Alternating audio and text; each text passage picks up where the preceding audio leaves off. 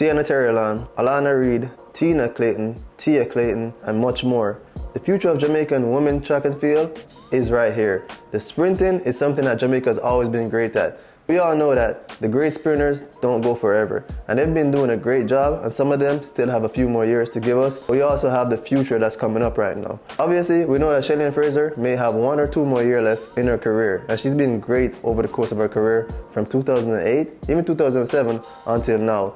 Elaine Thompson, despite the injuries, we know that she can come back and do some great stuff. And Shericka Jackson is still pretty young. We're expecting her to be at the next Olympics. But along with them, we have to usher in the new generation.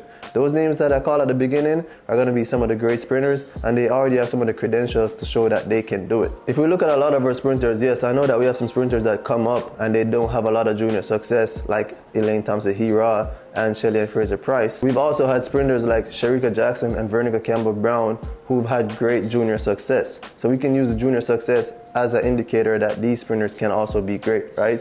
So you look at what Alana Reid has done. She's now the world junior champion in 100 meters. Tiana Terrellan is now walking around with an 11.16 personal best. She's only 16, so we already know that she's gonna drop a lot more over the next couple of years. One thing that I've noticed with 3 of the sprinters that I've mentioned, 3 of them went to Edwin Allen. Seems like Edwin Allen is producing a lot of our next great sprinters, and we can see that the transition is being made. We can spot a lot of great similarities between the sprinters of yesterday and the sprinters of today.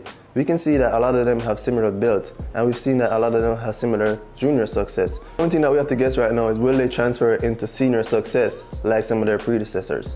Let's think about it.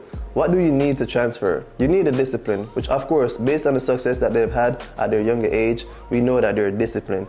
They need to stay healthy, and that's one of the things that's going to hold a lot of sprinters back. They have to stay healthy. They have to trust their coach. They have to do all the small things to stay healthy, something that a lot of athletes have problem with depending on their body type. They have to just be used to that big moment. Using Tia Clayton for example, this was her first major championship at the Olympics, and she went out there and made the finals. You have to understand that that's a major accomplishment, being top 8 at the Olympics. That's one of the biggest meets ever. So she's already used to that type of pressure coming from Edwin Allen, a school that's won champs multiple times. And if I'm going to talk about the next generation, I have to throw a few more names in there, like Shanoya Douglas from Mushet High, and also Sabrina Dockery, who's a great runner, and I think they're going to be in the mix of being some of the athletes that we expect to be on some of the senior teams in the next couple of years. So what's next for these athletes? Tiana Terrellan is super young, she's only 16, but some of these athletes we're expecting to be on the senior team as soon as next year at the 2026 World Championships. It takes time to develop, and some of them need that time. So by the next Olympics in 2028, we might have 3 totally different women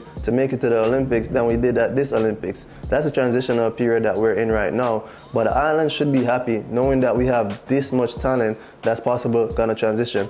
But one of the best things about track and field is that there's a name that I'm probably not mentioning that will probably be in that mix too, and I don't know who that is. So if you do know, let me know down in the comments. Overall, I'm feeling very optimistic about Jamaica's next sprint's talents. We can tell that we have a lot of athletes ready to take the reign. I'm looking forward to it. Let me know your thoughts down in the comments on Jamaica's next talents.